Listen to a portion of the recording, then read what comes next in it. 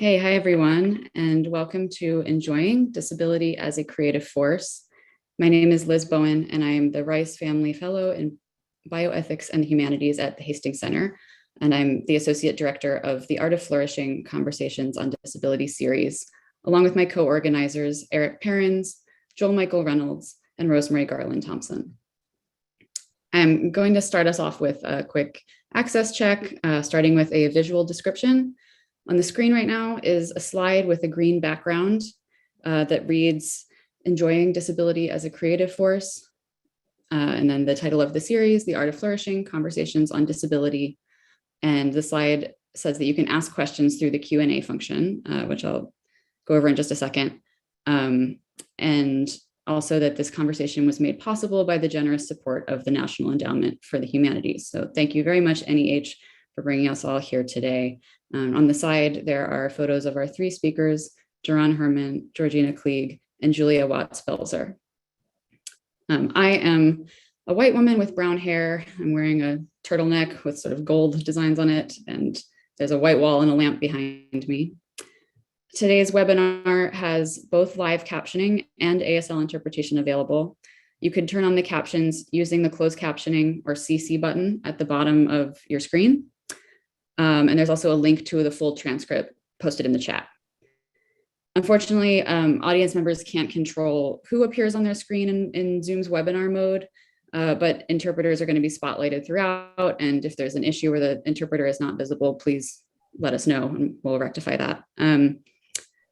If a panelist is sharing their screen, you can adjust the size of the speaker and interpreter's boxes by dragging the divider between the slide and the gallery. So if possible, we recommend watching this event on a computer screen rather than a mobile device for maximum accessibility. If you're having trouble with any of these access features during the event, please let us know using the Q&A button at the bottom of your screen and we can troubleshoot the issue. Today's event is being recorded and will be posted to the Hastings Center's website shortly after it ends, along with the link to the full transcript. Due to the size of these events, we have hundreds of registrants, and so we have to keep the chat closed and cameras and microphones turned off as a security precaution. But if you have questions for today's panelists, we invite and encourage you to submit them through the Q&A function at the bottom of your screen. And if that function is not accessible to you, there's an email address in the chat that you can use to submit questions. There's going to be time dedicated to audience questions in the second half of today's event. And with that, I will turn things over to my colleague, Eric Perrins, who is a senior research scholar at the Hastings Center and director of the NEH-funded initiative on bioethics and the humanities. Thank you so much, Associate Director Liz Bowen, for your essential contributions to the creation of this event. And thanks to all of you for joining this fifth public conversation in our series, The Art of Flourishing, Conversations on Disability. The purpose of this Hastings Center series is to broadcast and to explore one fundamental theme, which is that people can flourish in all sorts of bodies. To flourish here means to exercise the capacities we have in pursuit of the goals that we find meaningful. We don't need different body minds to flourish. We need more supportive environments. No one has articulated our theme more powerfully than Rosemary Garland Thompson, who, as many of you know, is a pioneering disability studies scholar. Rosemary is also a bioethicist, a senior advisor to the Hastings Center, and the senior consultant to this series. Joel Michael Reynolds, who is the co-director of this series, used to hold the Rice Family Postdoctoral Fellowship that Liz Bowen now holds, and Joel is now at Georgetown, teaching philosophy, disability studies, and bioethics. In her memoir, Too Late to Die Young, the disability activist Harriet McBride Johnson describes the debate she had in 2002 with the bioethicist Peter Singer. As Johnson tells it, Singer pressed her to admit the necessary connection between disability and the absence of enjoyment. Full of confidence in the obviousness of his point, Singer challenged Johnson to imagine, quote, a disabled child on the beach watching the other children play. Singer's challenge, of course, assumes that the disabled child on the beach cannot play. To Singer, it was self-evident that disability means suffering. He could not imagine a disabled child finding pleasure in playing on a beach with their friends.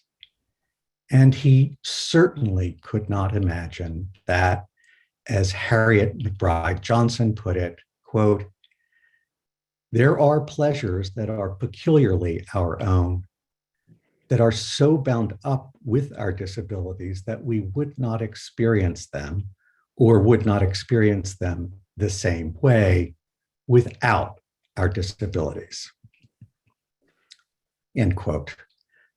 So, Johnson asserts, the task is clear.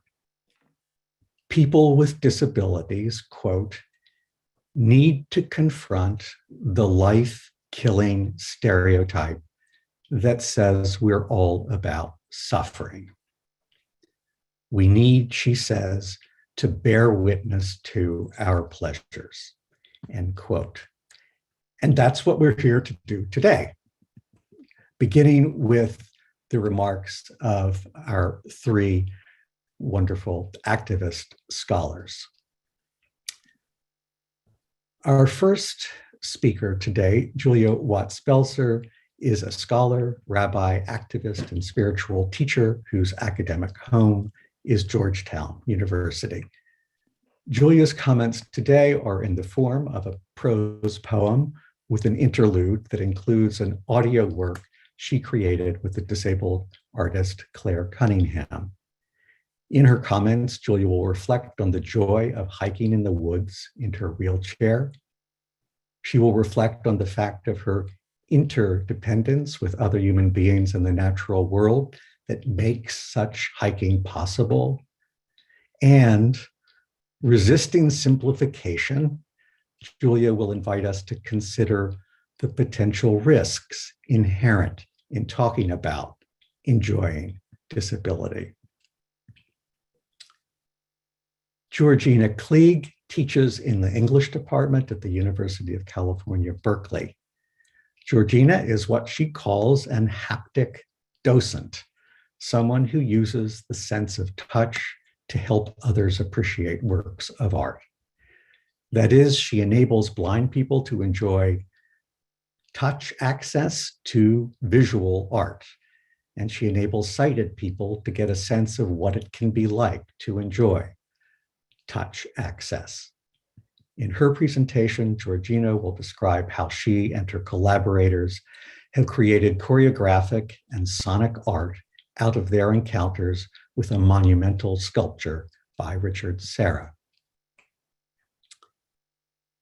Jerron Herman, our final presenter, is a disabled dancer and writer on art and culture. Jerron will first show his film, Hearth Kitchens, and then reflect on the creative force that he explains is necessary to transform a kitchen into a hearth. That is, the force that is necessary to transform a space of mere productivity into a space of pleasure. Indeed, prepare to enjoy in Jerron's film the sheer enjoyment of three dancers as they, in a sunlit hearth, share glasses of wine, grapes, and each other's company. After Jerron finishes his presentation, we will take a 5-minute break.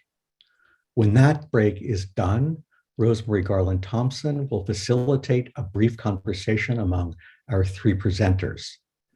For the remainder of the event, Joel Reynolds will facilitate the conversation with you in the audience. So now it's my pleasure to turn the Zoom mic over to Julia Watts Belser. Julia?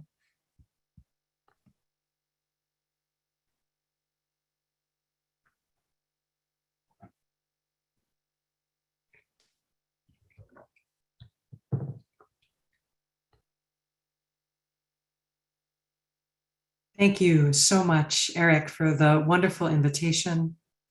And thank you all for this invitation to be in conversation with an amazing group of disabled scholars and artists, and with this extraordinary community of people who have gathered from all around the world. I'm Julia Watts Belser.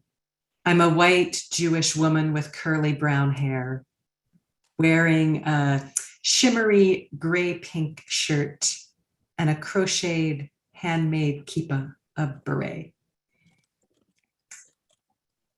I want to begin with the title that we've chosen. I want to say a few words about the choice to center joy. I spend a lot of my time focused on disability and violence. As a scholar of religion and as a rabbi, it's my work to trace and try to transform the way religious texts and traditions have often done harm to people with disabilities, to women, to people of color, to trans and queer folk, to so many of us whose bodies and minds have been marked as other, as different, or as less.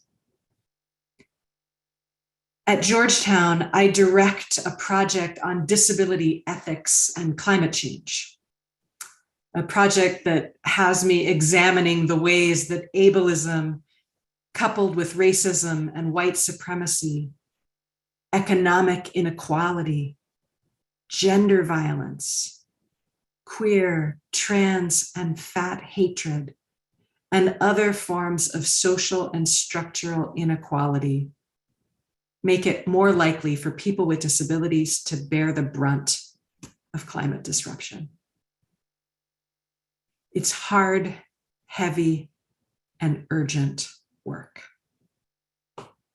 And I believe that makes it all the more crucial to talk and think about joy.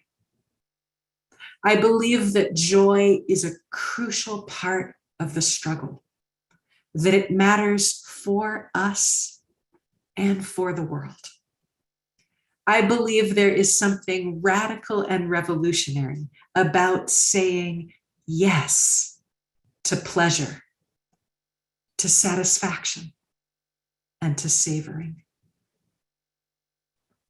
One of my beloved teachers, Ibrahim Farajage of blessed memory, used to say, in the midst of it all, dare to bless the love.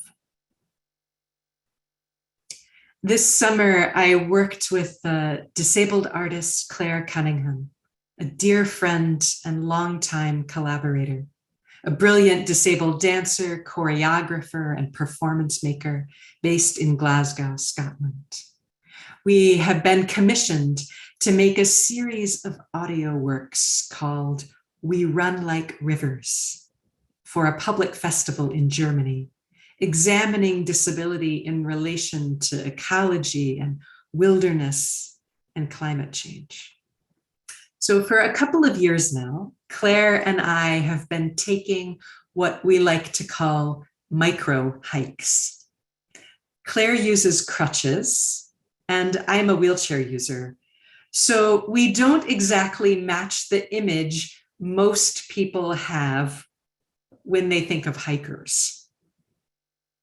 One of the things we find, in fact, as we do this work, is that disabled folks are often imagined to not belong outdoors. Like, we're not supposed to go off the paved path or past the carefully curated spaces. but we are both drawn to wild places.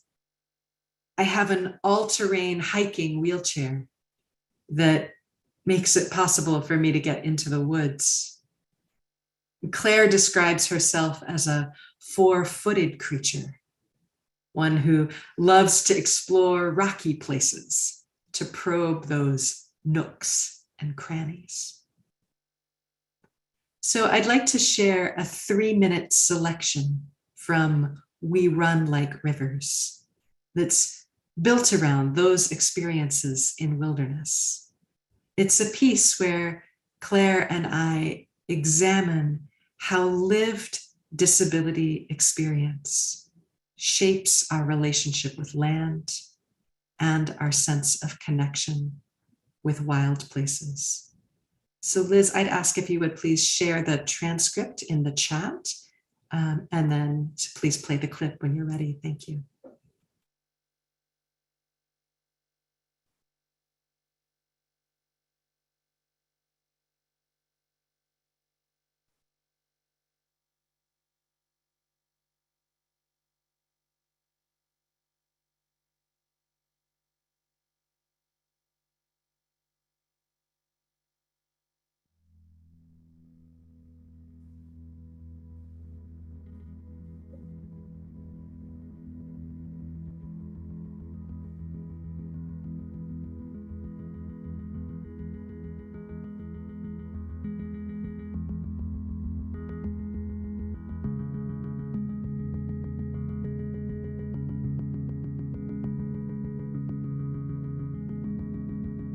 Water runs over everything. And that feels like the motion of the wheel. Wheels are always in contact with ground in the same way that the river water is in seamless contact with the riverbed, the rocks. There's no break.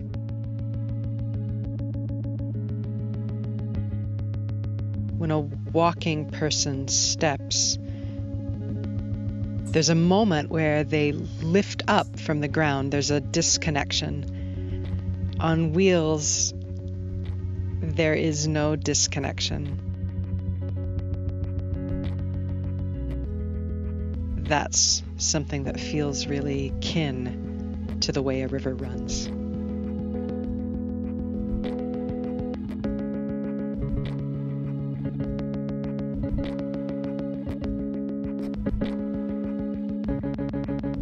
I love being on rocks at the beach.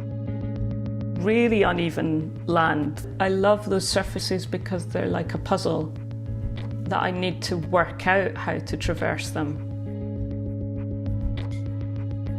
The joy of sort of taking time with that. There's something also about being led by what the land allows you to do.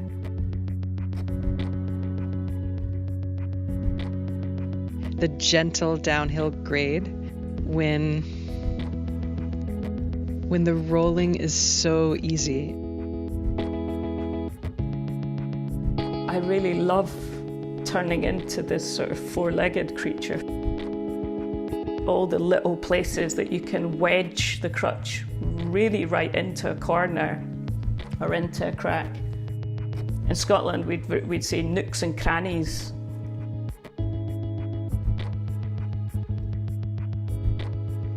It's the feeling of my whole body connected with and intertwined with the chair, who's also connected with and intertwined with the path.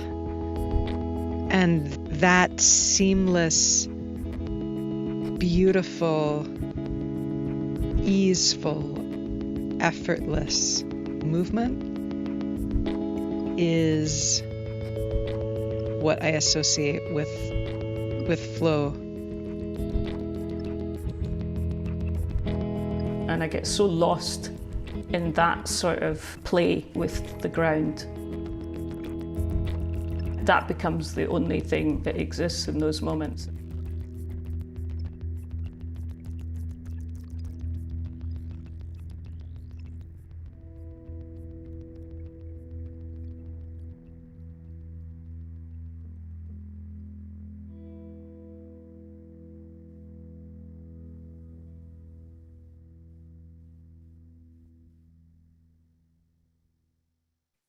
Thank you.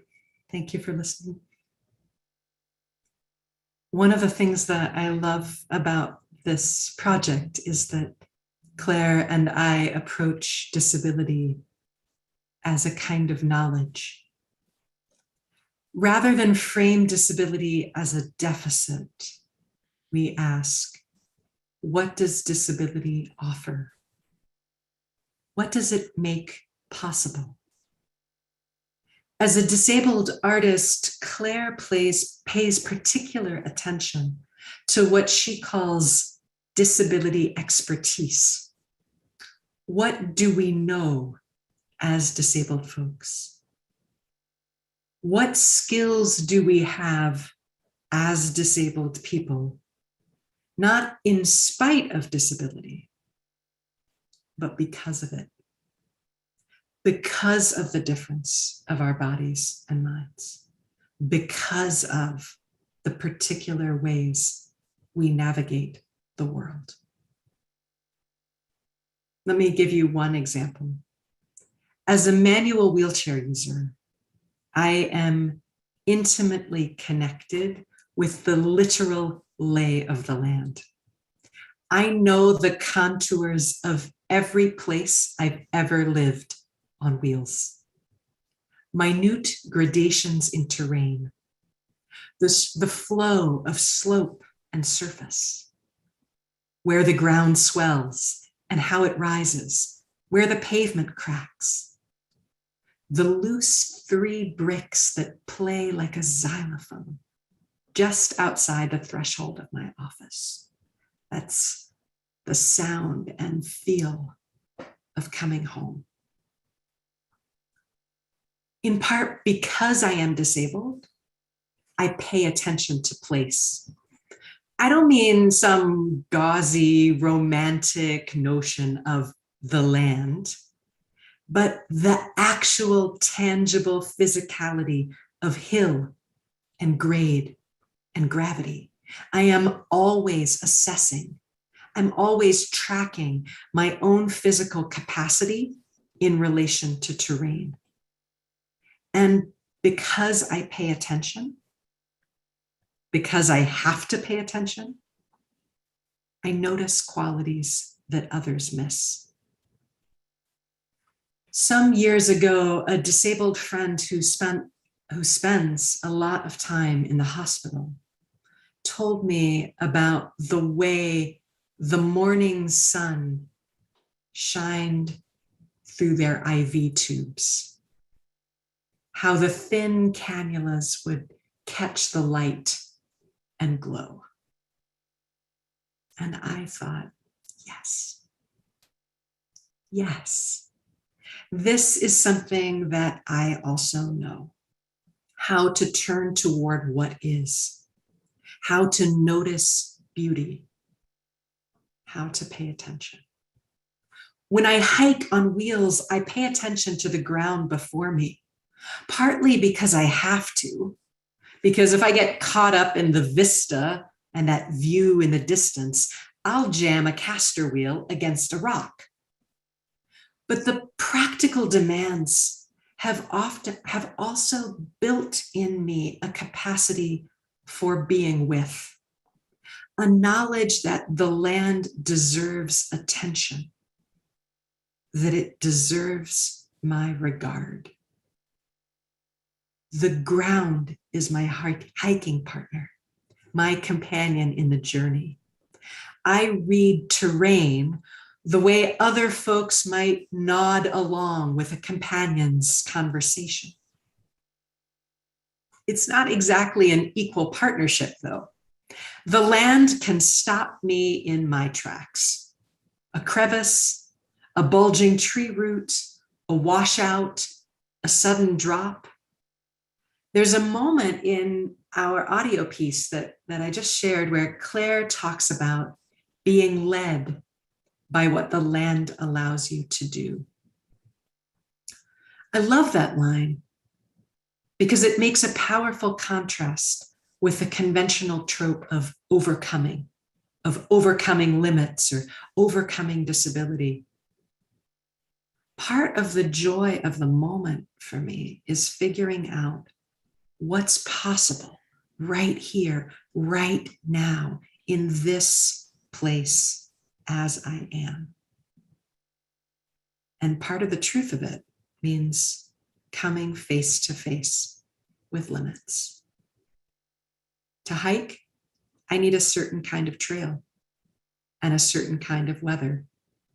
If it's rained a day or two before, the ground turns soggy and impassable. If my shoulders flare up, it can be weeks before I'm able to get back to the woods. Pain stops me sometimes. So does logistics. I can't go out without a hiking buddy and a driver, someone who can lift my wheelchair in and out of the car, someone who can help me pop my wheel out of a rut if I get stuck. I won't lie, that's often really frustrating. In disability circles, it's common to hear folks lift up the value of interdependence, a challenge to the conventional American notion that independence is where it's at. Interdependence recognizes the way we depend on each other. It's built through mutuality, relationship, care, and connection. Ecologists recognize interdependence as a fundamental truth of a well-working ecosystem. Life itself depends on the interconnected actions of often unseen or unacknowledged creatures, the insects and pollinators, the microbes that catalyze and decompose our flesh, the mosses, the fungi, the ants, the earthworms. So often we humans imagine ourselves above and apart. But we are creatures of an interconnected world. We need each other. We rely on each other. But here's the other truth, the trickier truth for me. Disabled folks don't get to ignore interdependence when it suits us. We don't get to shrug it off when it's inconvenient.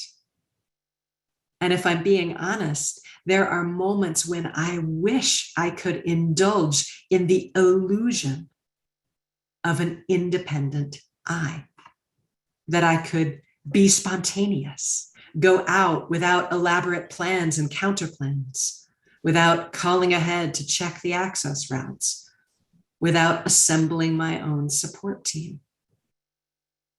At the same time, as a white, well-resourced wheelchair user, I also know how deeply my own race, class, and access privilege shapes my ability to do what I love, to find and follow disability joy. There are risks when we talk about joy, that we make joy a prescription or a requirement, a precondition for belonging. There's a risk that joy becomes just another way of judging. Oh, if you're not happy, you're doing it wrong. There's a risk that we look only to the inner dispositions and celebrate some people's capacity for finding satisfaction without attending to the material, structural conditions that can make joy more likely for some of us, that can make pleasure more possible. Good health insurance, access to an income, material support for my own self-determination. Those are just a few of the facts that buttress my own story, things that so many disabled folks are denied. So that brings me back to the politics of joy, to the commitment I believe we must make to strive not just for a bare minimum of access, but to build a world where all of us get access to pleasure, to satisfaction, and to joy. Thank you.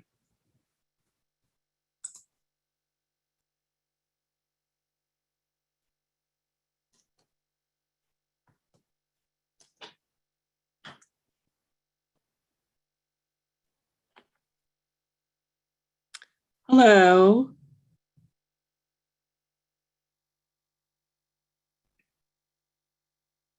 This is Georgina Klee speaking.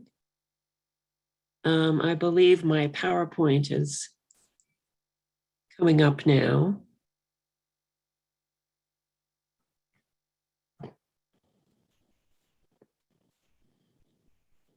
Okay, I think it's visible now.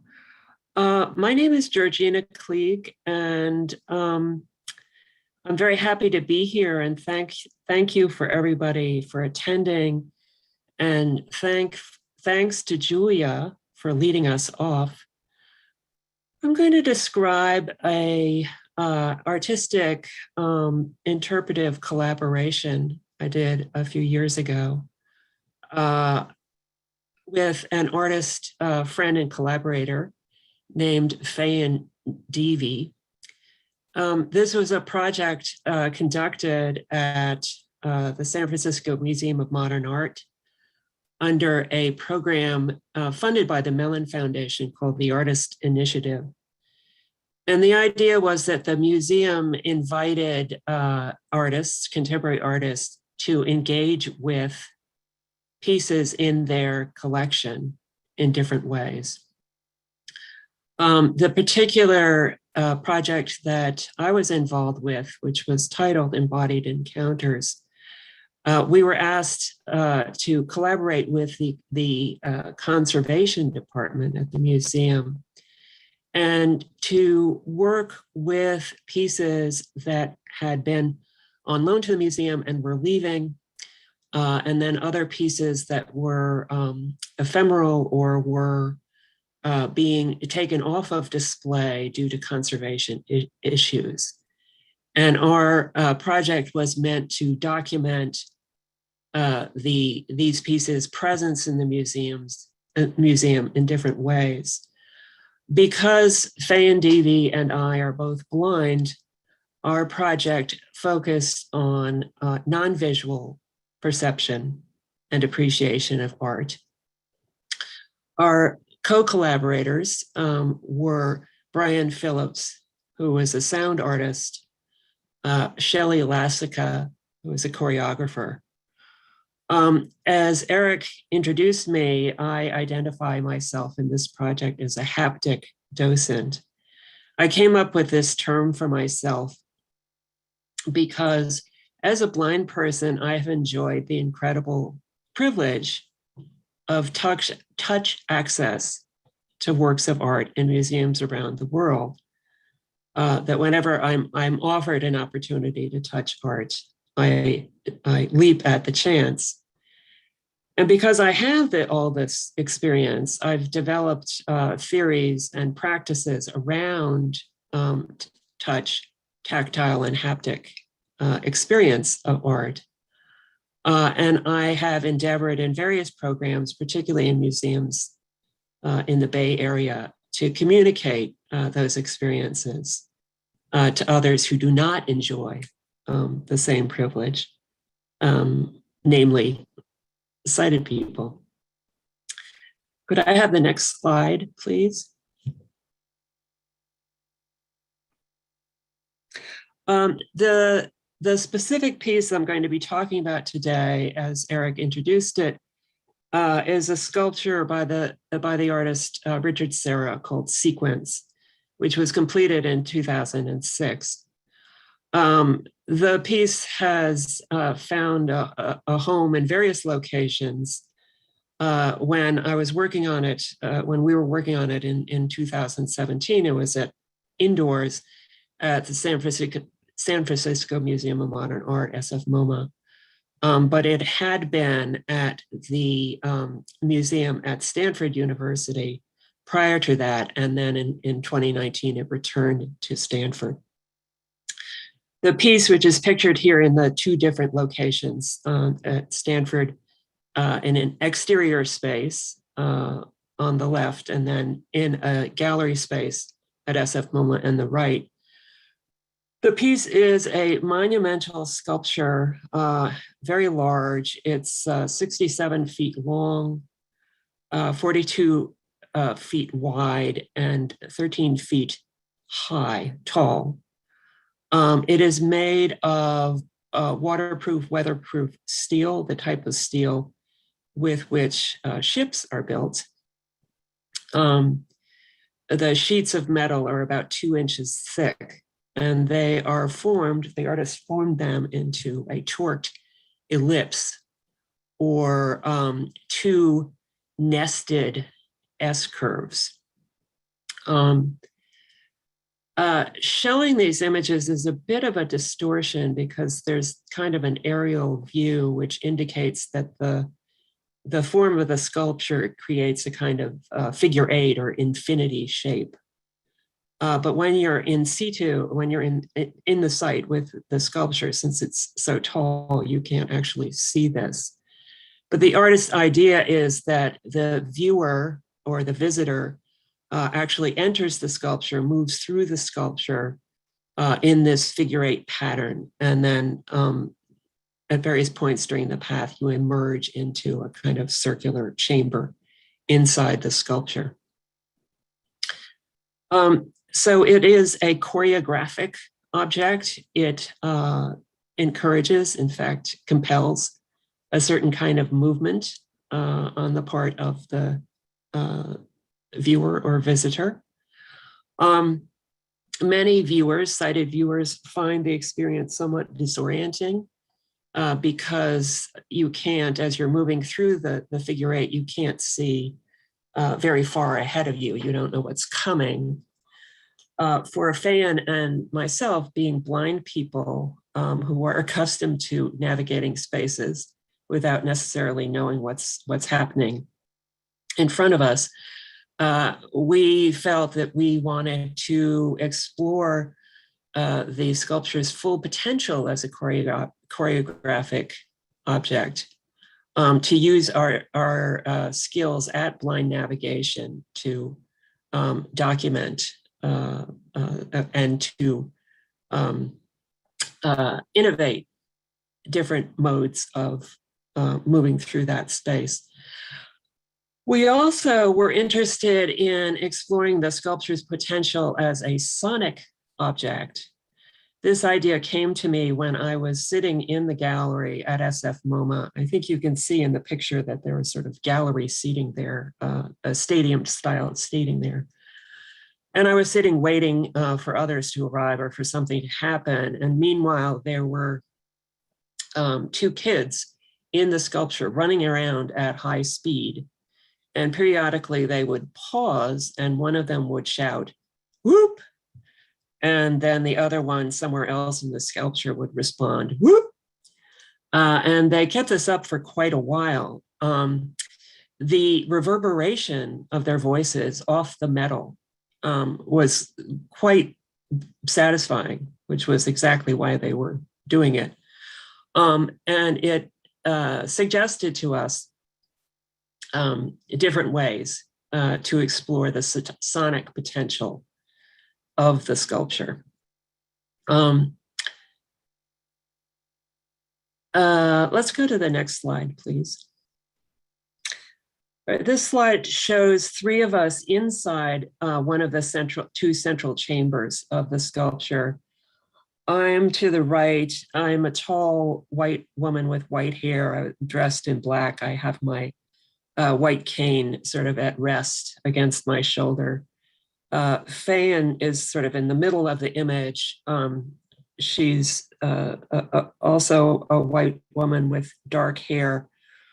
She's holding a microphone sort of pointed generally in my direction. And then Brian Phillips, the sound artist, is crouched on the floor on the left with some sound equipment, and he has a whistle in his mouth, and his cheeks are puffed up to blow the whistle. Some of our blind navigation through the space involved different ways of producing sound and receiving sound. We whistled, we sang, we chanted, we clapped as a way to navigate, to signal to each other as we were moving through space. We weren't allowed to touch the sculpture because we were in the museum and working with conservators. I have to note the irony of this. When the sculpture was on display, and is now, once again, in an exterior space, all sorts of touching goes on, much more rigorous than simply touching with the fingertips. When the sculpture was moved into SF MoMA, the conservators discovered all sorts of dusty footprints up and down the walls of the interior. Apparently, there's a technique known to rock climbers where one can brace one's back against one wall and then walk the feet up the other wall. So apparently, this is something that people do to the sculpture. Nevertheless, we were abiding by the rules and avoiding touching the surfaces while we were working in the space. But we did obtain permission for me to do what is known as shoreline within the sculpture. Shorelining is a technique where a blind person using a white cane taps the tip against a wall or sometimes a curb if you're in an outdoor space, as a way to keep moving in a straight line, or to follow the line, in this case of a curvilinear space. So this was a form of navigation, but we also thought that it was interesting to think about the sonic repercussions of this. So we obtained permission to hang contact microphones on the sculpture and record the reverberations of the sound of my cane through the metal sculpture. Could we go to the next slide, please? This is an image showing me on the left and Brian on the right. And I have my cane lifted up and I'm reaching towards a wad of tape at the end of the tip of the cane. In order to do this work, we had to, the conservators required us to come up with something to wrap around the tip of my cane so that the actual tip was not touching the sculpture. And we had to experiment with all sorts of things, different types of plastics and different types of tape. Here, Brian and I are both smiling because this was quite a protracted testing experience. Eventually, we came up with something that the negotiation was that we wanted something to wrap the tip to protect the sculpture, but we also didn't want to deaden the sound. So it took a while to find something that was appropriate. The process had a side benefit to the museum, which was that every time that I went through the sculpture doing this process with my cane, it collected dust bunnies. So I would come out of the sculpture with great wads of dust on the end of my cane. So I was performing a cleaning function. Could we have the next slide, please? All right, this is an image of myself on the left doing the shorelining. I'm shorelining, tapping my cane against the surface to sort of guide myself through the cane. Shelly Lassica, our choreographer, is on the floor, semi-recumbent with her back to the camera and one arm slightly raised.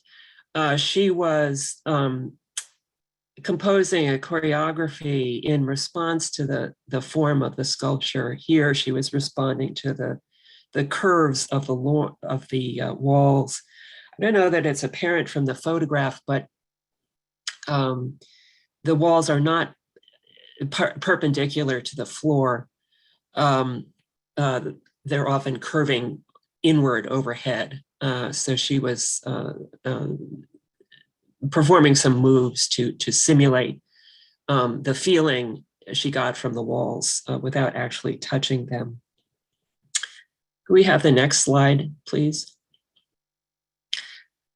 This is an image of myself and Shelly outside the sculpture. The sculpture here is visible as a diagonal line, taking up, almost half of the image on the right. We are walking, mapping the circumference of the sculpture, walking around to map its footprint. We are matching each other's stride. We were practicing a kind of choreography to map the form of the sculpture so that later when we went to Stanford, to the empty plot where it had once stood, we could reproduce the choreography of the sculpture. Incidentally, we did the same sort of learning of the choreography inside the sculpture, walking and eventually running the figure eight, walking and moving at different paces to learn the choreography of the sculpture. This process was, interestingly enough, hard to document in a photograph, mainly because the photographer couldn't get far enough ahead of us. So there were a few images, for instance, of my cane peeking around the curve, but it was hard to show our process of learning the choreography. So we could then reproduce the choreography in different locations. Next slide, please. This is when we moved our operations to the site at Stanford. So the plot of the bed of cement where the sculpture had lived, and now since 2019 has now returned. I'm there with my cane in front of me. Fayen is to one side of me with her mic pointed towards the ground, attempting to pick up the sound of my cane. Our ability to perfectly replicate the choreography of the sculpture in the site was a little bit impaired because the museum had placed a couple of 3 smaller sculptures in the space by other artists. So we kept sort of bumping into things, but we were able to replicate some of the choreography of the sculpture. And my final image, please. This is an image of me again at Stanford. I'm reaching down with my hands, and I'm bending over so you see the top of my head to touch the ground. Since the sculpture weighs some 235 tons, it did leave a trace in the slab there outside the museum. You could feel various contact points that were left behind. It's an image, or the image documents a memory that I still retain, which feels a little sad. There is a certain degree of regret, feeling the trace of the sculpture, but remembering a different experience of the sculpture. That is to say, I'm feeling the trace with my fingertips, but my experience of the sculpture was not about its tactility. It was more about kinesthesia and proprioception, movement, and the movement of the body through space. To conclude, I'll say that when museums provide access to visual art to blind and visually impaired visitors, it's often done in a sort of top-down manner, where the cultural institution delivers information about the artwork to people considered to be outside of the experience. This intervention meant to flip that script and to bring our blindness into the museum and to offer alternative methods of navigation, of tactility, of proprioception, of kinesthetics and aesthetics, to bring non-visual forms of art appreciation into the space. Thank you.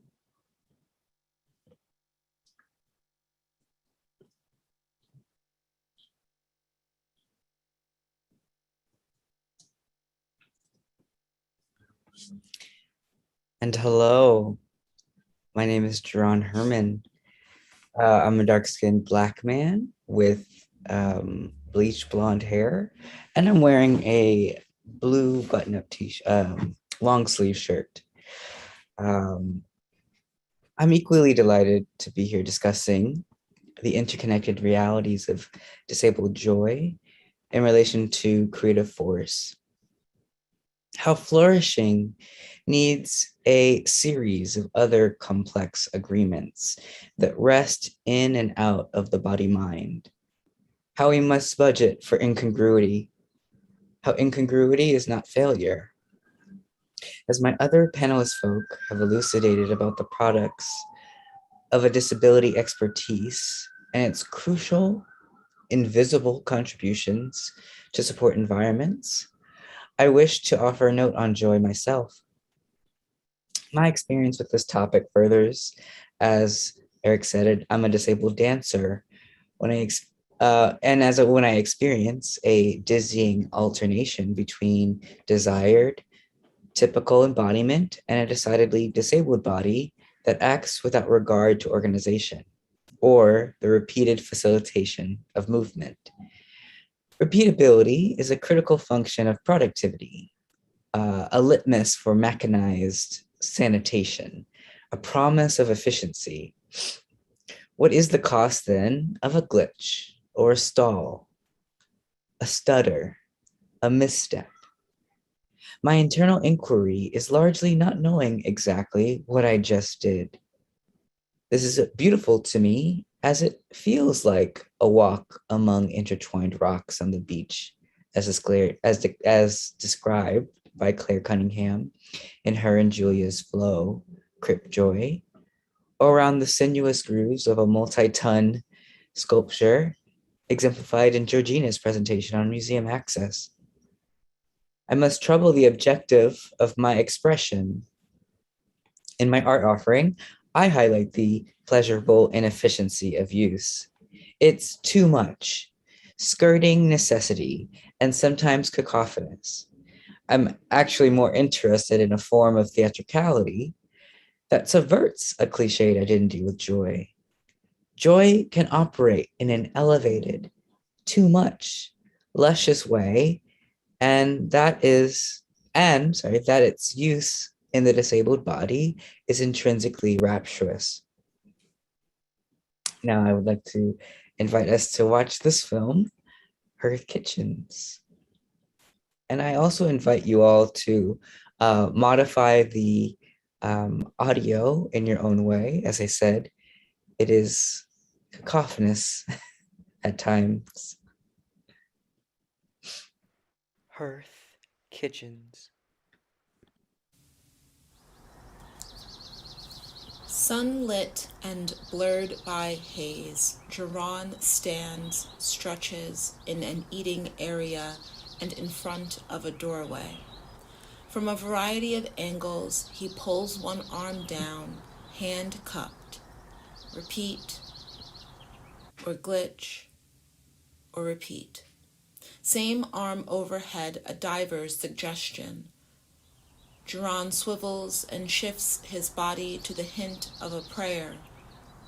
a child playing little teapot, a flower stem bracing for the puckered blow of pursed lips and full lungs.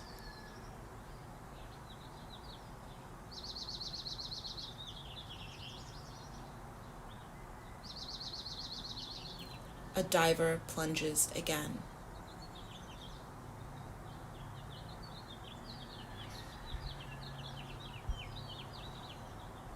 Hand traces neck.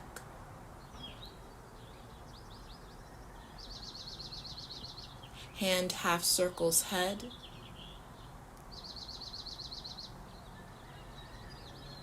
Caressing hair. Bird chirps beak break into instrumental song. Jerron greets Alice, a mixed woman using a wheelchair. They share a warm hug. Jerron twirls Alice. Laurel, a white woman using a manual wheelchair, enters. Jerron and Laurel embrace. Laurel's head cradled in Jerron's arm. Alice releases a boisterous laugh. All three smile through sunshine's joy.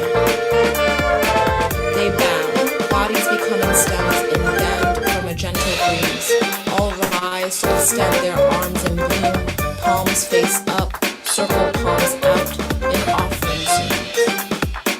They hold their palms face up, then dive their arms, fingers clenched together as the nose of a descending fish. They roll their backs, spin, pull, elongate, repeated gestures.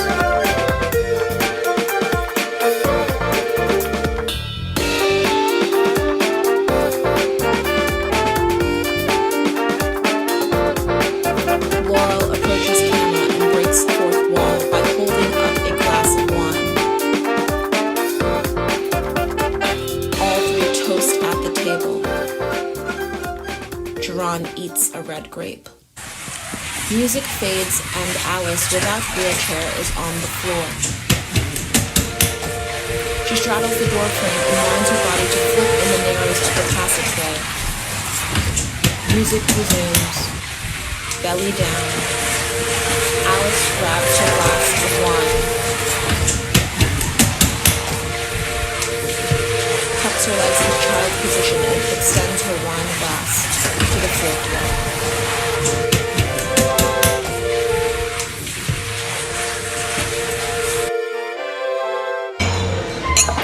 Laurel enters the kitchen and opens the freezer, and quickly bows forward with her wine glass in hand.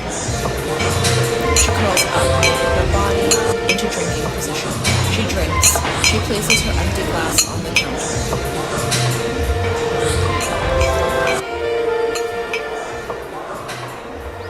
Jerron, behind the stove, holds his glass and drinks. As he drinks, he stoops slowly behind the stove.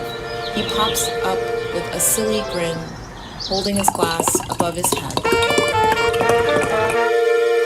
Alice, on the floor, bends backwards to reach for her glass. Laurel turns in the kitchen, reflections of Alice and Jerron in the face of the microwave. Jerron, behind the stove, bends his body into a glider, arm stretched back, head held high, cut back to gauzy footage of Jerron stretching arm down. Cut to all three toasting at the dining table. Switch or repeat or places spaces and loose. Alice, Jerron, and Laurel joke together. Alice eats a grape, and the birds chirp in the dark. And the birds chirp in the dark. Kitchens, concept Jerron Herman, featuring Laura Lawson, Alice Shepard, A.D. Josiah Hughes, music Ketsa, CC by NC Indy, thanks to 3981.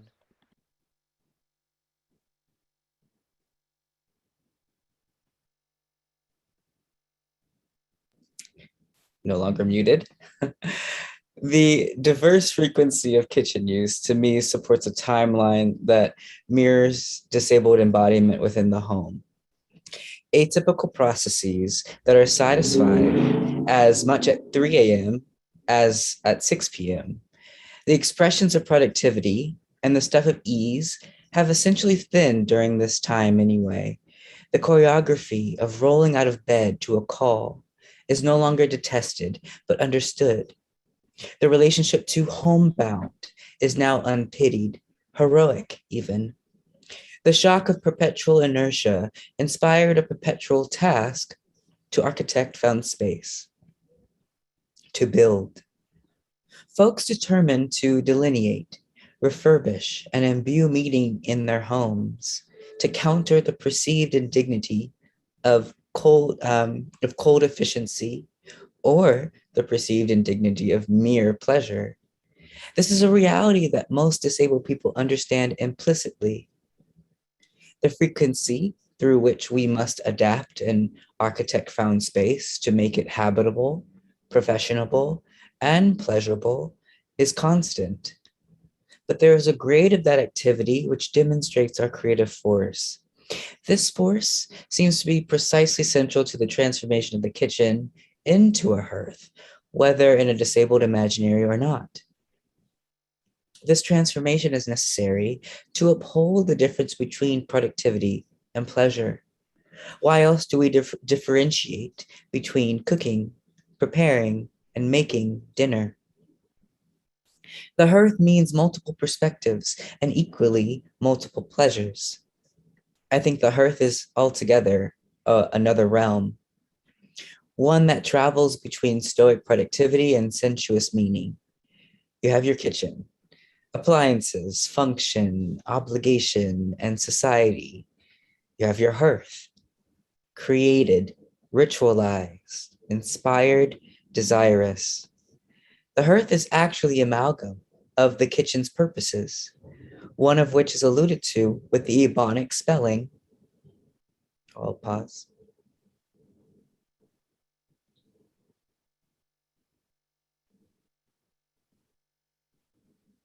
Yeah.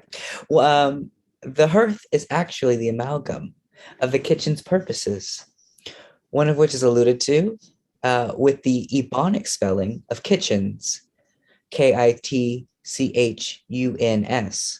to refer to the nappy locks of a Black child's hair. That reference was built around the practice of relieving naps in the kitchen or nearby, as slaves had no room delineations. And yet naps were cared for next to food preparation and bathing. I use it in the title to mark some people's long understanding of multi-use.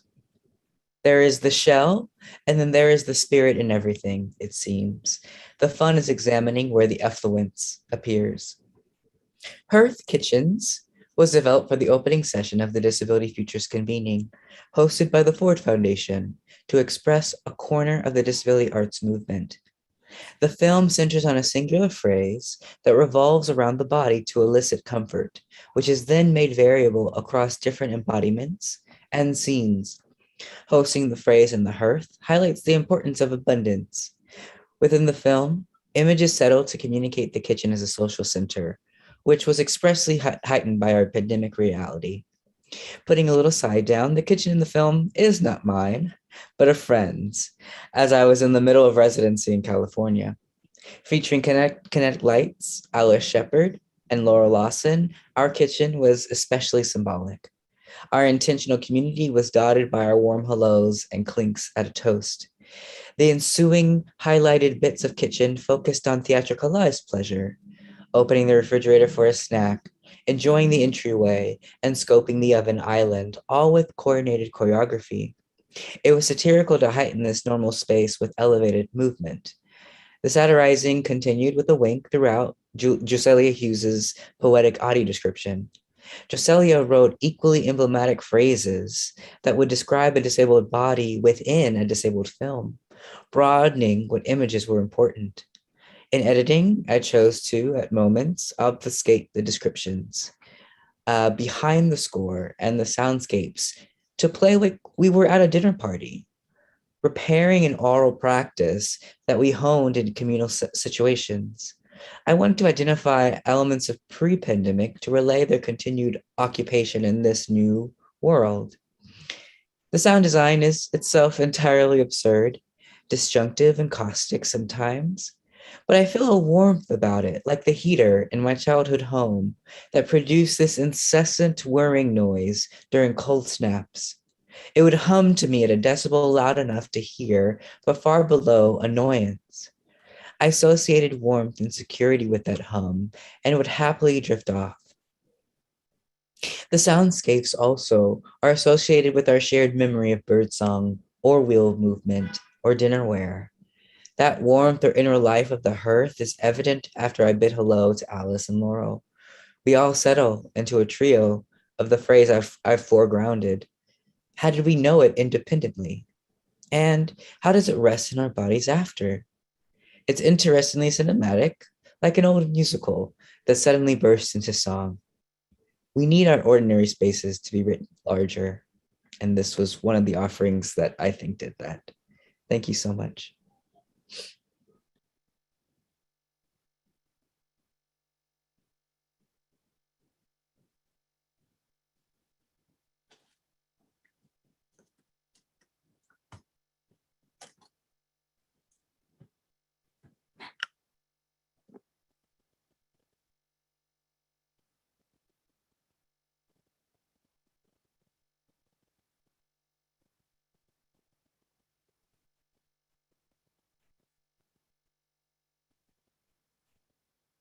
Thank you very much, Julia, Georgina, and Jerron for those really amazing presentations. It was a pleasure to join you and to think more about disability joy and disability creative expertise. I'm Rosemarie Garland Thompson. I am a silver-haired senior woman with pale skin and red glasses, computer glasses. And I'm joining you here today from my home office in San Francisco. And I'm very glad and honored to be here to conduct this gently facilitated conversation amongst the three panelists today. We're going to spend 10 minutes in this conversation, the purpose of which is to allow or facilitate the three of you to be able to engage with one another. And then we will move on to questions and from the audience that the three of you can address together. So I'll begin with my main question, and we may have other questions along the way. So for Julia and Georgina and Jerron, can you tell us more about how the distinctive shape and movement and use of your bodies has contributed to the development of your art practice, to the new embodied art forms that you've developed? In other words, how has living in and with body minds considered disabled enabled you to make distinctive art forms?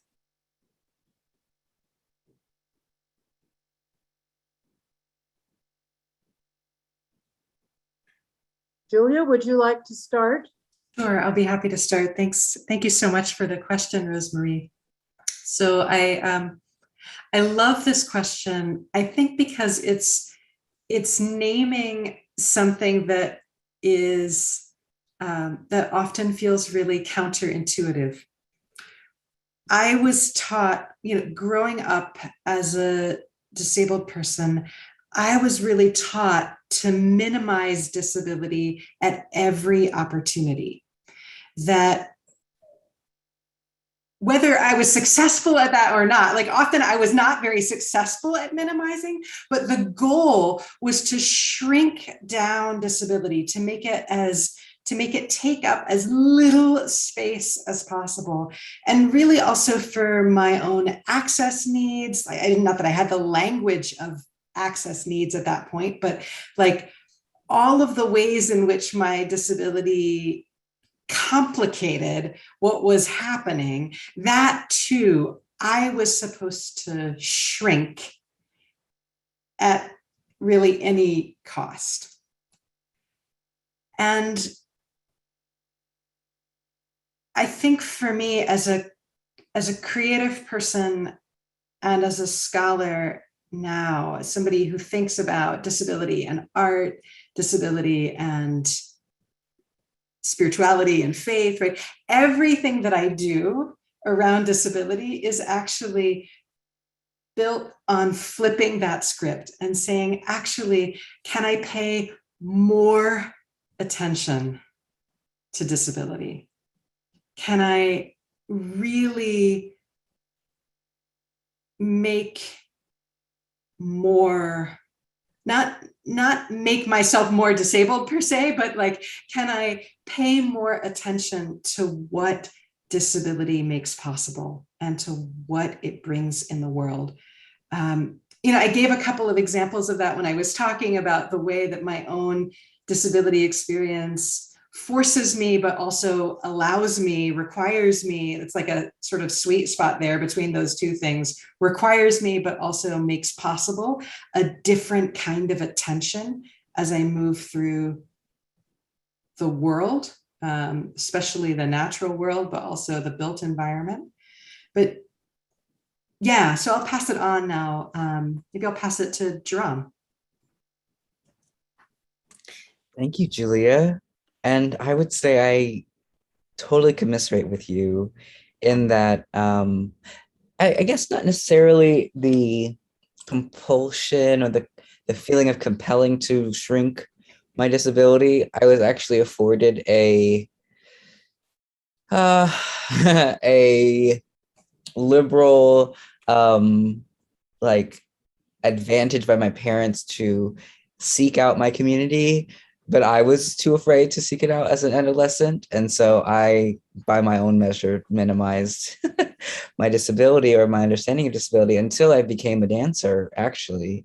And it was in that I do believe that I cemented or even was introduced to to disability aesthetic that communicated a kind of liveliness to a disability embodiment.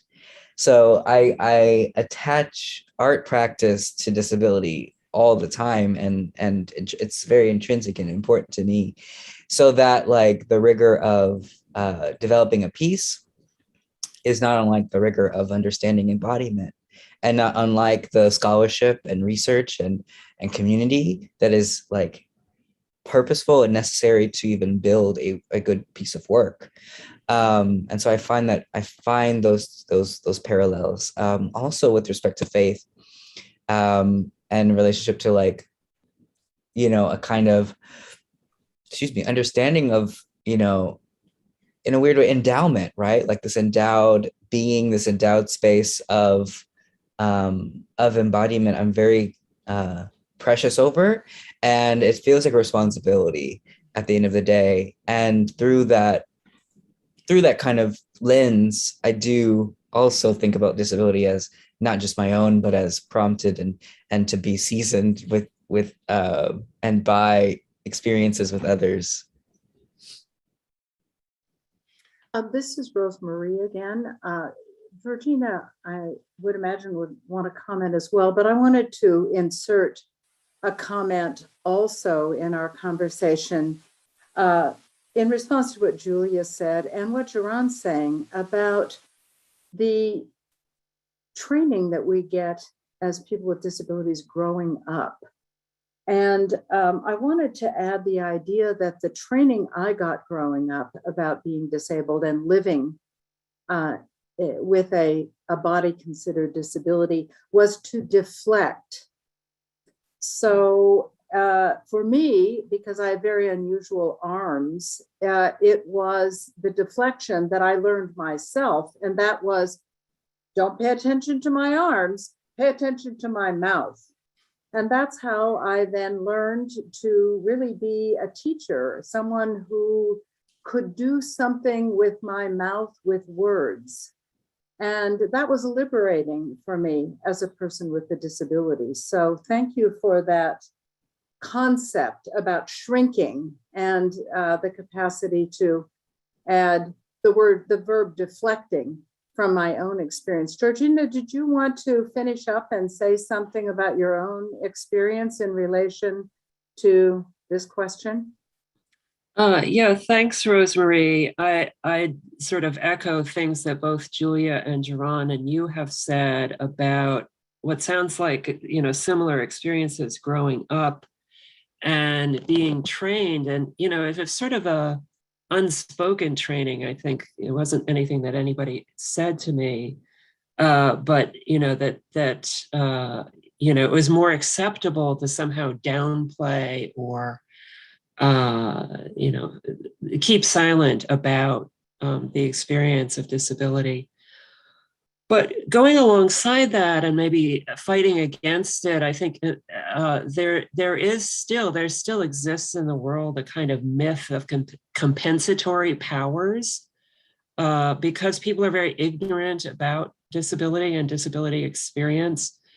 There's this sort of belief that, for instance, that blind people, because they lack one sense, they have extra sensory, extra powerful hearing and touch and so on and so forth.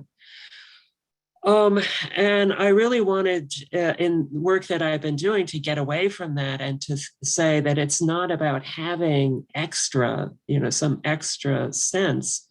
It's more about redirecting attention to the other senses and other modes of navigation, other modes of interacting with objects and spaces that one learns. And in recent years, I've really sort of cultivated and kind of developed techniques to do things that in some sense I'd been doing since childhood, but now I've sort of named them and done them more deliberately. I wonder if I can just add, related to Georgina, what you said, and Rosemary, what you offered. I really resonate with this idea of directing attention. But I think one of the things that has been so interesting for me was realizing that in my current practice, I'm directing attention specifically into my experience of impairment, not away from it and not elsewhere. And so I just want to name that there is sometimes with the deflection strategy, there can be a very dangerous thing that happens sometimes where, I know, for example, as a wheelchair user, as a physically disabled person, one of the strategies I was taught was to say, I can't run, I'm not good at moving, but I'm very smart. But I think this is a strategy we absolutely must resist, because watch the way that throws under the bus people with cognitive or intellectual disabilities, right? So I'm just also wanting to kind of draw attention to the way there's dangers here in this potential, and inviting, I guess myself, but all of us to sort of reflect on that question of what happens when we also refuse those logics and say no to those kinds of hierarchies as well. That just feels like an important thing also to think about and name, and to try and work hard to resist. Rosemary, you're muted. I know. Hey, thank you, everybody. Julia, and everyone else. We're going to need to wrap up here, but I do want to emphasize what Julia said about how refusing disability categories in ourselves can also enforce disability prejudice and discrimination in others. And I think that cautionary note is extremely important as we think about the resourcefulness and generativity that disability experience and lives lived with disability has given us. but to at the same time be inclusive and humble. And I think we all have been humble, but just as a reminder of the infinite wonder and variety of disability experience, and to honor that as fully as we possibly can. So thank you, Liz. Will you tell us now what's next and how to proceed? Thank you very much. Okay, we're going to take a quick 5-minute break and just give people a chance to get a drink, go to the bathroom, whatever you need to do, and then we'll come back and take questions from the audience. So please, if you're in the audience and you have questions for our panelists, you can submit them through the Q&A function at the bottom of your screen, or you can email them to me, and my email address is in the chat. So we will see you soon.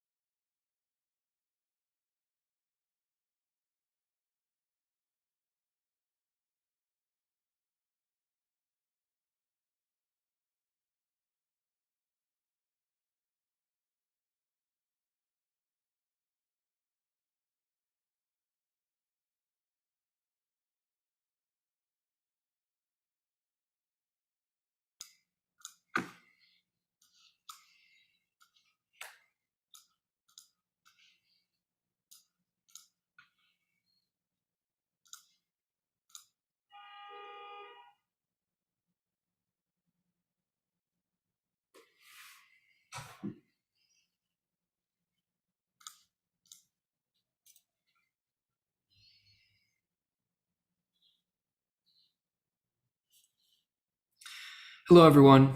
Welcome back to our event today. My name is Joel Michael Reynolds. I'm a white guy wearing a dark blue shirt that it definitely makes my circles under my eyes look worse. I think this was a bad decision, but it's too late now.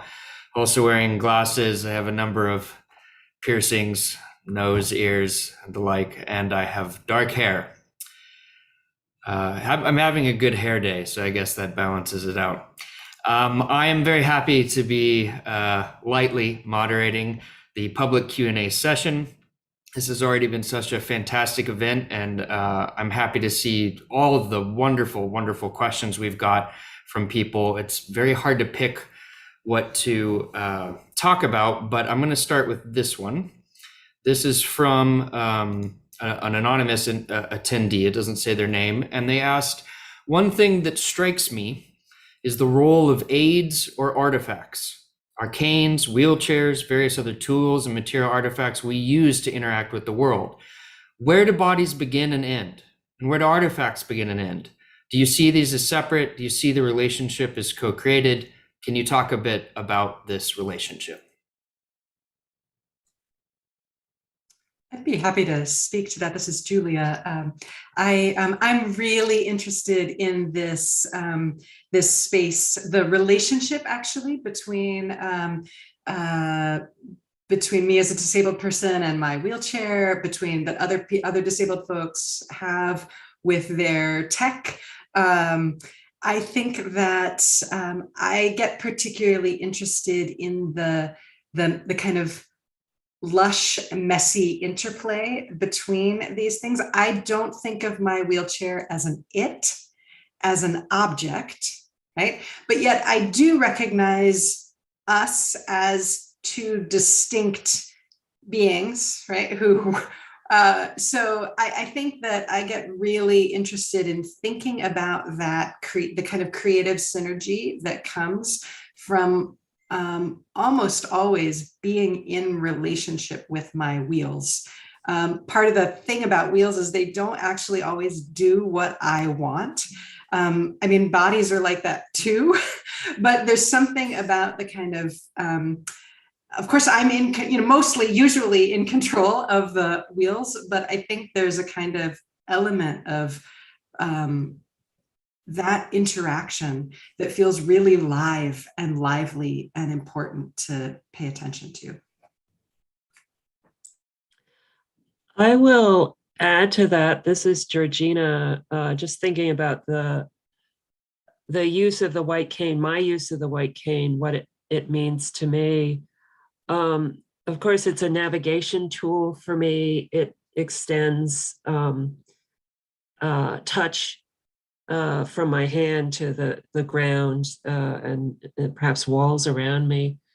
It's also a sonic tool to some degree that you can tell something about the space, the surfaces that you're moving on in terms of the sounds that the cane makes.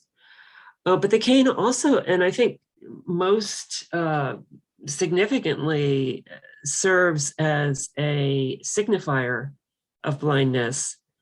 So it's a sign to others that this person holding on to this white thing can't see. And so that's going to alter the way I interact with others, particularly others who are driving vehicles.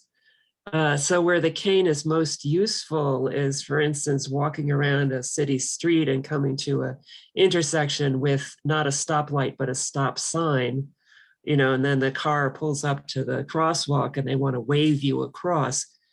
Well, that only works if the person can see. And so the white cane functions to say, you're going to have to come up with a different method of communication besides simply waving through your window.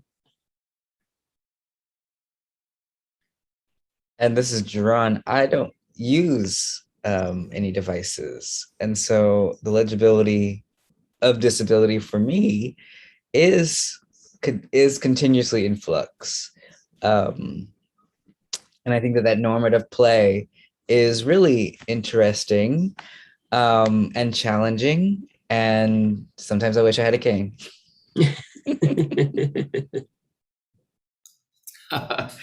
Thank you for that. I want to combine two questions that I think get at a similar kind of concern, but in slightly different ways. The first one is from Katie Nelson, and she asks, "What was the most helpful resource? The most helpful resource you had in your journey of joy, self-acceptance, and self-identifying?" And I want to combine that question with one from Madison Quillen, who writes, "Any advice for a newly disabled 27-year-old who previously had been almost aggressively independent and is struggling to come to terms with her new self-image, particularly regarding mobility aids? My logical mind," she continues, "knows I have nothing to be ashamed of, but I still find my own issues stopping me from fully participating in life." This is Georgina. I could address both those questions. I think for me, and so I would turn this into advice. For me, the greatest resource has always been other disabled people. That when I was a young person, I became blind when I was about 10. It wasn't until I was perhaps 20 that I really had much contact with other blind people or other disabled people in general. And so there was such an impetus to downplay my disability, to sort of not appear to be different, try to not appear to be different, to, not talk about it, not talk about the experience. But when I started to meet other blind people and people with other types of disabilities, it was incredibly liberatory. And I think initially there was some hesitation, and I know this happens to a lot of people who are newly disabled, the fear that, oh, I'm not disabled enough, or people won't accept me as a part of the community because I'm a newcomer, and so on and so forth. I've never found that to be the case. And in fact, I actively, socially, professionally, artistically gravitate towards other people with disabilities, because I know that there's some shared experience. It's not the same, but there are commonalities, and that has always been supportive for me.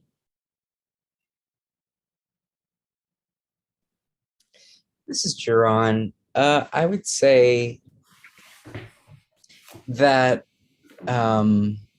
not our community is so diverse that I wouldn't even begin to try to set up an understanding around your own self-identification with a mere allegiance to our community. Like, I would say go a bit deeper than just identity to support what other aspects of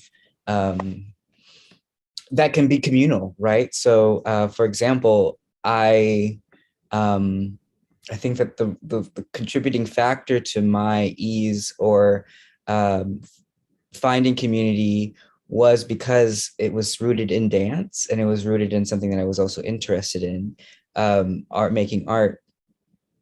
And even within that, there are some people in my community that I disagree with.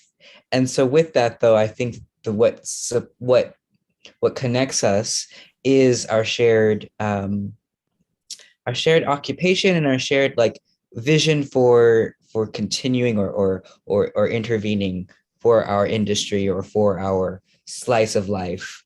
And that has bred new conversations and deepened the ways that we do find connectivity that I don't know. I mean, I haven't really, it's interesting to think about, have I had a relationship that was not akin to work, or akin to some, developing some aspect of art or community activity? Like, do I just have a disabled friend that has nothing to do with my life? I don't know. Or do with my work? I don't know. That's something that I should take advice for in getting together. So disability arts was also, disabled dance in particular was pretty transformative for me, in part because I had just, when I saw my first, saw Access Dance perform for the first time, and I was maybe a year into being a wheelchair user. I was born disabled, but I haven't always been a wheelchair user. And I was, still in that period in my life where I was feeling so ungainly on wheels, and also just ungainly because I was like afraid of occupying the space. And it was a major transformation for me, because I was like, oh, you could go big, you could go bold, and it could be amazing. Of course, I couldn't do any of that. So I had to just sort of hold that vision. But I actually got to know disability a lot more through books and art and other media before I started meeting a lot of disabled people, like live and in the flesh. So that's also really worth considering as well. I guess the other practice I would say is that for me, a practice of self-tenderness was one of the most important practices that I could develop, so that when I was experiencing grief or frustration or a sense of like just meanness to myself, I'm thinking particularly about the question about fierce independence, right? That a practice of very deliberate tenderness to the joints and parts of my physical body that weren't able to do what they had done before.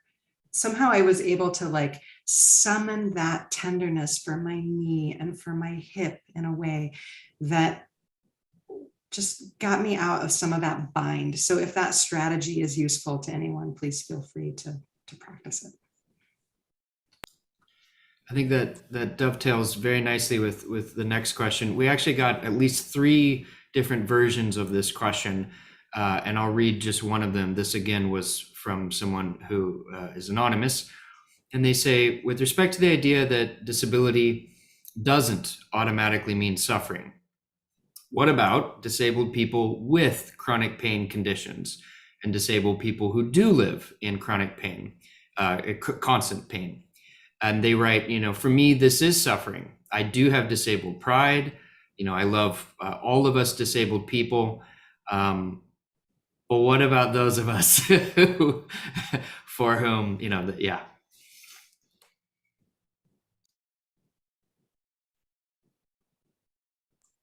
I'm happy to continue on that since I was just there. So I don't have chronic pain. So I don't want to speak out of that experience because it isn't my own, but pain is a part of my own disability experience. And so I'll say that again, the kind of inherited strategy that I had for dealing with pain was wait for it to be gone, look for it to be over, and then the good times can start again. And disability experience has been making me rethink that strategy. Like that strategy doesn't work for me. And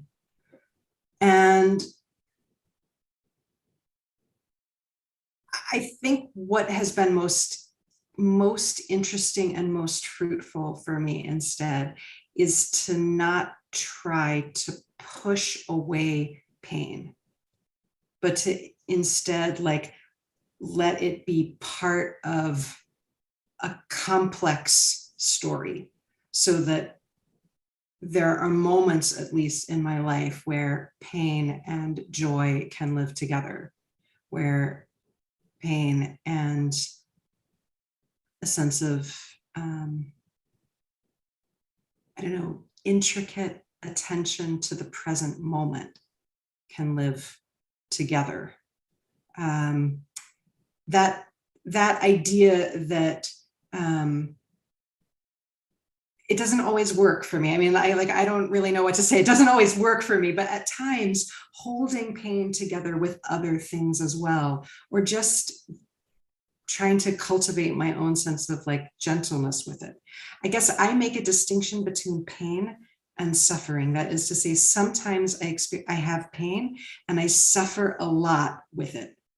Sometimes I have pain and it's part of the fabric of my experience, but I don't experience that additional layer of suffering that comes from trying to like deny it, push it away, want it to be gone, hate it, go to war with it. All of that stuff feels to me like it adds a whole additional layer of suffering into my world. So.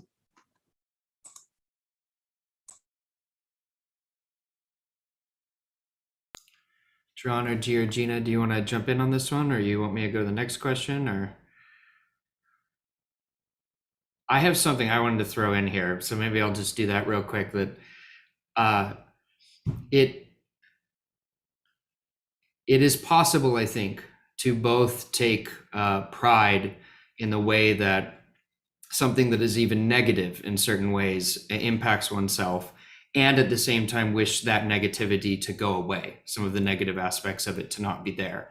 And some of the, I think, most nuanced discussions I've read about in disability studies, and also just discussions I've been a part of in activist or other community spaces, are about being open about that tension. And actually, in some senses, instead of positing that as a tension, admitting that lives are just really, really complex. And there are, I have psychiatric disabilities. One of them is depression. And like, there is a way in which I definitely would rather not have have major depression. And there are things that I actively do to mitigate its effect on my life. And yet at the same time, it's very clear to me how it shapes who I am. And I would not be who I am as I am right now without that shaping effect. And I want to be able to both say that, we should have certain treatments available for people with depression. And I want to have a neurodiversity kind of approach that says, depression is the sort of thing that's part of the way humans are, and people, I want to have both of those things at the same time. And I don't think it's inconsistent or wrong to admit that sort of complexity. We're talking about life. Life is complex and messy. And I think that that's how things like this work. And I'll just add one more tiny thing, and then I will shut up, because this is, we want to hear the speakers. But there's also, I think, a very significant difference between forms of constant pain that are consuming and forms of constant pain that are more still allow a person to move through life. If you have a migraine to the point that you cannot get out of bed, you cannot open your eyes to see the light if you're sighted, and if you move, you immediately start vomiting. That's a very different sort of experience than other forms of constant pain, also different than negativity that might come along with certain other types of impairments. And so I think we need a rich, complex taxonomy is too technical. We need a rich set of ways of thinking about these things that admits of these many differences, many differences. Just add also on this, because Joel, what you're saying is so wise, that I think it's also really dangerous to try and make meaning out of pain, right? I think that sometimes individual people may sort of figure out a strategy that works well for them, like great, but super dangerous and risky to then suggest that as a strategy for others or as a meaning for everyone. I think there is also something when we're talking about pain, it's certainly, as you're saying, Joel, there's so many different types of and experiences of pain in relation to disability, and we need to recognize those differences there, but also everyone's experience of pain. And I would add also often, like moment to moment or experience to experience, different experiences of pain often have really different characters. And so I'm just very suspicious and would like us all to be suspicious of these moves to sort of make something, tell a neat story about pain, or to try and like sum it up and solve it, or suggest it isn't hard.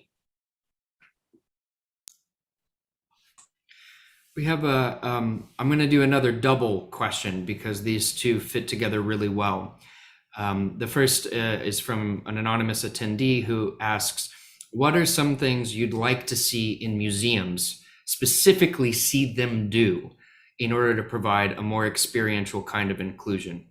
And I want to pair this concrete question with one that's slightly more abstract from our own Liz Bowen, who writes, can you talk about the role of access in your work? A lot of people, perhaps the majority of people, think of checklists, or they think of accommodations when they think of access, and that everything has to be done in a certain way so that things are equalized or standardized. But Jerron's piece in particular complicates that idea, right? Where the moments where the audio description becomes harder to hear, actually replicating the experience of a dinner party when it's loud and chaotic and you're missing things, which is its own kind of access, right? But a very different kind than making sure every moment is clearly communicated in always the same way. And she concludes by saying, how do you all think about the meaning of access in your work? So both the theoretical and the very kind of practical levels of that.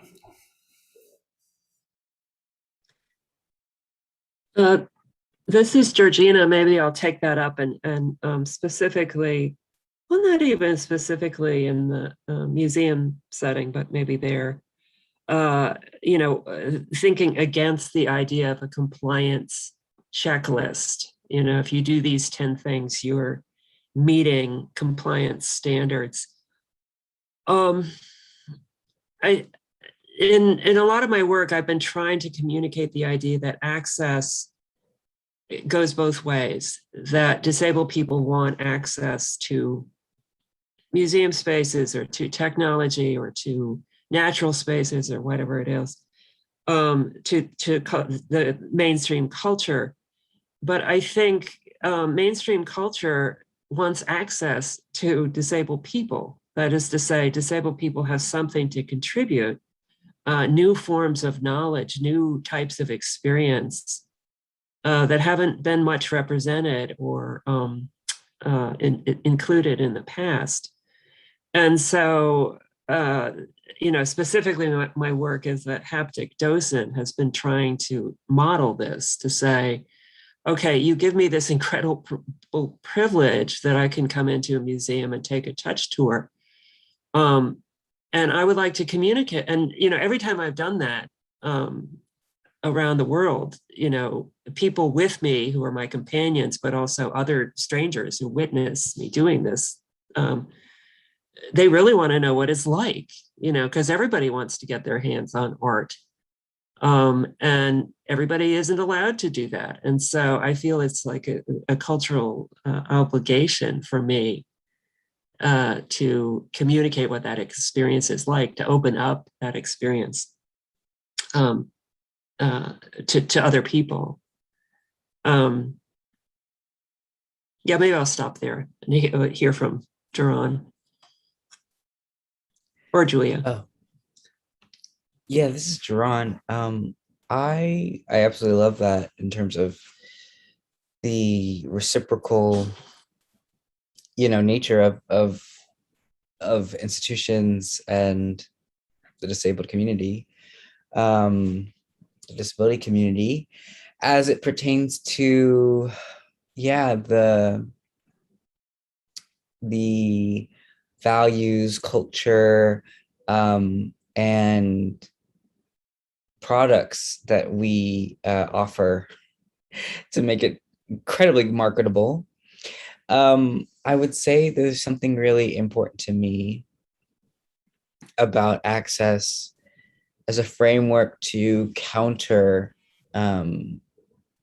hyperproductivity in general, a way in which we task ourselves with understanding how to relate to folks who are right in front of us, to possibly, narrow the impact of a global conversation to a local feeling.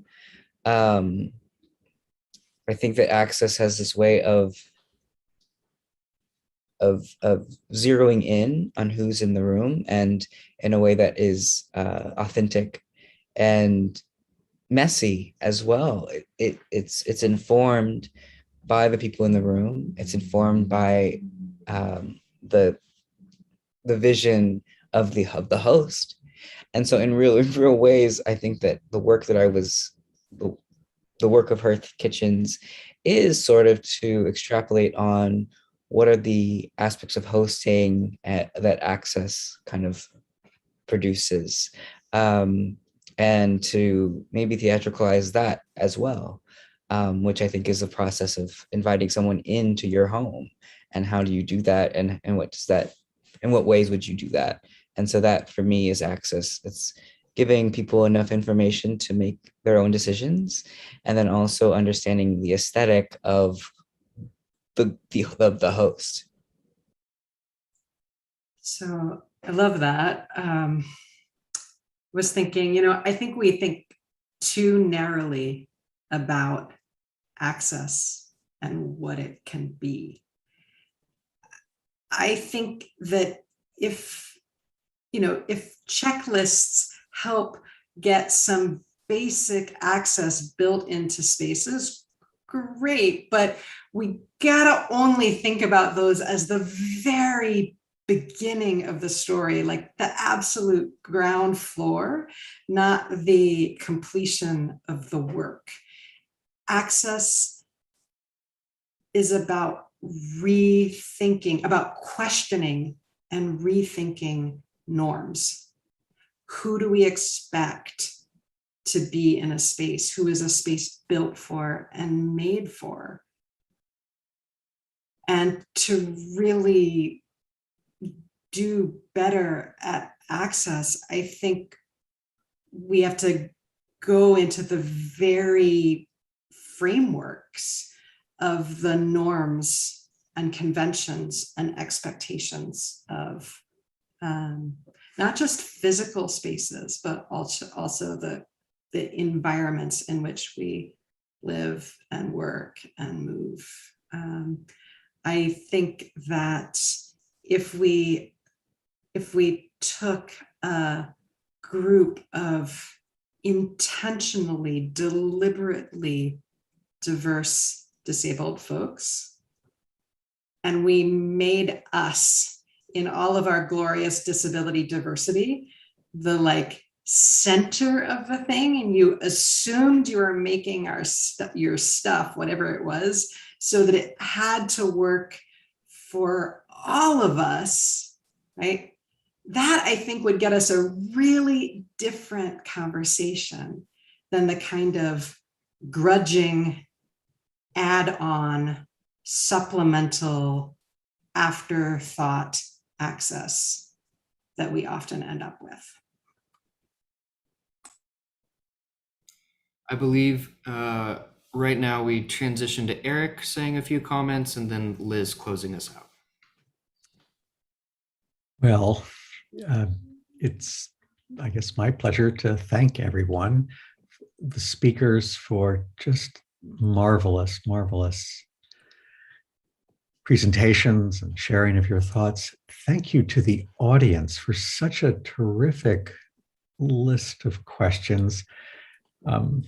There were so many. It is a terrible shame that we couldn't get to more of them. Thank you to you, Joel, for facilitating that, and you, Rosemary, for facilitating the conversation with the speakers. Liz, can we put up the final slide where we get to thank the people who made this event possible behind the scenes? Thank God for the NEH.